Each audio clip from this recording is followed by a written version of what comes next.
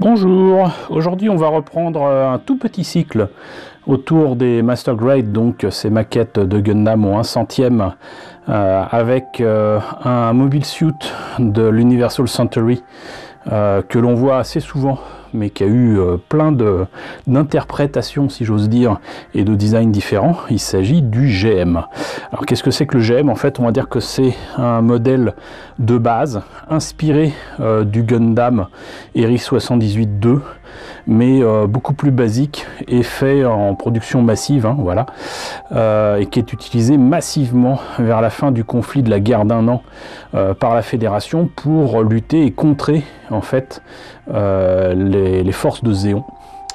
Et donc ces mobile suits de la Fédération, bon, déjà très souvent dans la série animée servent de chair à canon, hein, très clairement, mais surtout ont des formes assez basiques, que ce soit dans la première série, que ce soit dans les OEV de 0083, surtout de 0080 War in the Pocket. Ça a des formes aussi assez particulières qui rappellent le design de base, mais qui n'est pas le même. On en voit énormément dans les dernières séries, puisque là encore ce sont des mobile suits basiques. On en voit dans Gundam Build Divers, on en a vu dans Gundam Build Fighters, on en a vu partout. Voilà. Donc là, ce que je vous propose, c'est de voir ce kit au 1/100e du GM de base, tel qu'il a été revisité dans les années 90 avec le lancement de cette gamme donc de Master Grade au 1/100e. Il leur fallait revisiter cette forme, il leur fallait revisiter ce mobile suit, et il a été revisité effectivement pour le rendre un brin plus réaliste, et donc ça a par contre pris un peu de temps, hein, puisque donc les premiers Master Grade avec le Gundam, les Aku, etc. c'était en 95, le Zeta Gundam c'était en 96, et donc ce GM n'arrive qu'en 1999, assez étonnamment, donc pour les 20 ans de Gundam. Donc voilà, c'est un kit donc qui a 20 ans, qui est au 1/100e, que j'ai depuis un petit bout de temps. Voilà, vous noterez que donc on retrouve quand même quelques éléments qui rappellent le Gundam, hein, que ce soit le torse, le bouclier, les pieds. Par contre, le bassin, la tête surtout, le backpack qui n'a qu'un seul sabre laser, c'est totalement différent. L'armement est différent. Mais cela dit, il y a une grande variété de GM qui existent au sein de la Fédération, avec exactement comme pour les Aku, des GM canon avec un seul canon sur le côté. Enfin, il y a de tout. Donc ce kit de 1999 fait appel aussi à une illustration faite sur ordinateur, comme les tout premiers. On a là donc une présentation qui est typique, encore une fois, des Master Grade des années 90. Donc là, la présentation des détails de ce kit. Donc on voit qu'ils étaient particulièrement fiers de ces entrées d'air sur le buste.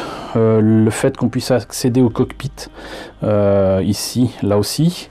Là, donc, les marquages qui sont soit sur les pièces, je ne sais plus, ou alors avec en tout cas des transferts à sec. La variété des mains qui sont en plus pour certaines articulées, le backpack dont on peut voir l'intérieur, les détails derrière les jambes qui me semble-t-il sont repris en fait du Gundam, on verra ça tout à l'heure. Et sinon l'armement avec étonnamment 2 sabres laser, alors que je crois que normalement il n'en a qu'un dans le dos, un bazooka, un bouclier, une petite arme de poing et la même arme que le Gundam, je sais plus comment il s'appelle ce machin, et c'était vendu en tout cas à l'époque 2500 yens, ça veut dire que c'était entre 20 et 25 euros. Voilà ce que ça donne en entier, monté et peint. Voilà, donc la tête, le cockpit qui est en fait le Core Fighter basique, quoi, mais sans Core Fighter en fait. Les bras qui peuvent porter par exemple le bouclier, le bassin qui est adapté pour pouvoir accrocher l'armement. Bon, visiblement je me trompais, ce modèle de GM a 2 sabres laser dans le dos, mais visiblement donc a un élément qui permet de tenir le bazooka. Voilà, bazooka mode. Et voilà, on a fait le tour de la boîte. Donc ce que je vous propose maintenant, c'est de voir à l'intérieur ce qu'il y a. Alors, comme tous les Master Grade de cette époque, nous avons un beau carton qui renforce la boîte et qui présente une illustration pratiquement à taille réelle de ce que donnera le GM une fois monté. On voit que ça déborde pas de détails qui sont limite un peu grossiers, les détails au niveau des traits, du panel line comme on dit, mais bon, ça va, ça passe. Et puis encore une fois, je rappelle que ce kit a 20 ans. On n'a pas la qualité et le niveau des kits de maintenant. La notice, là aussi c'est bien joli, des jolis petits dessins. Voilà. Là on est clairement dans les modèles en 3D.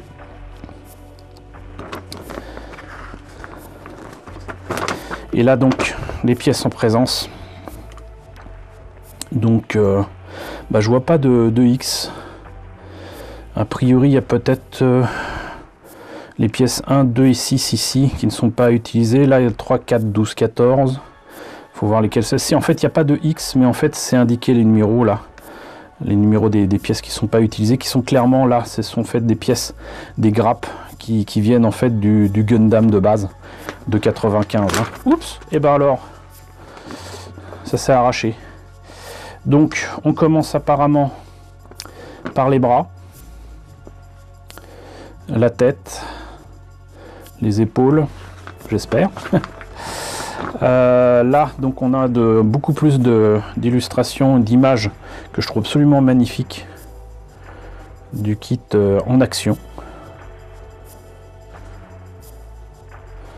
Voilà.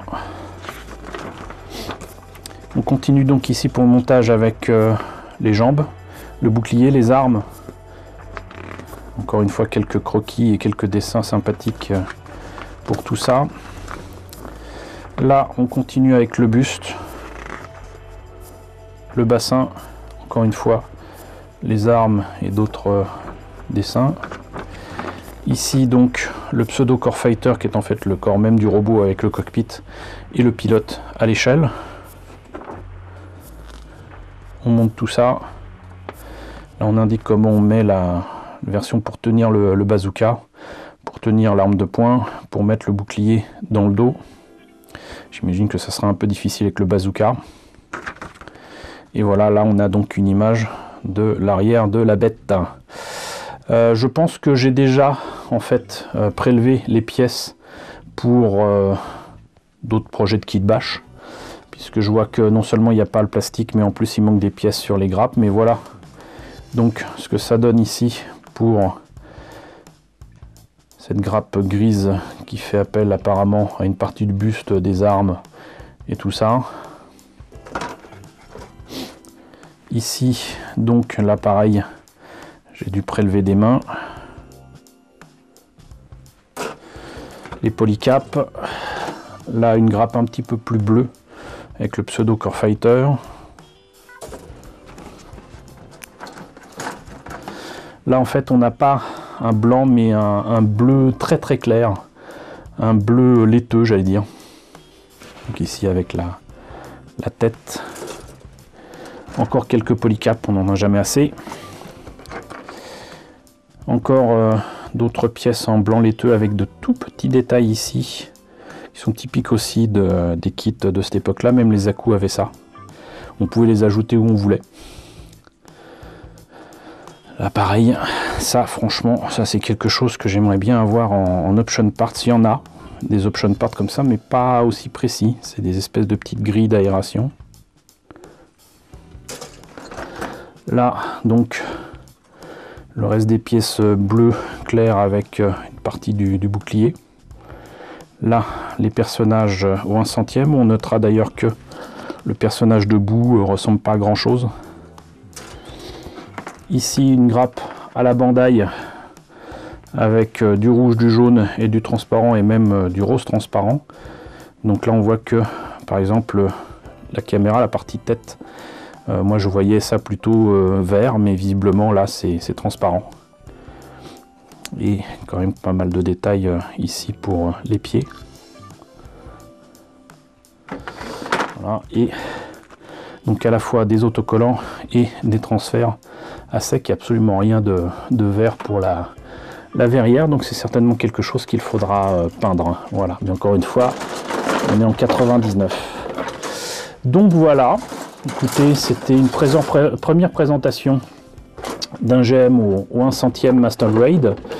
D'autres GM en Master Grade, ça m'amuse parce que MG, GM, voilà, c'est un petit peu du verlan.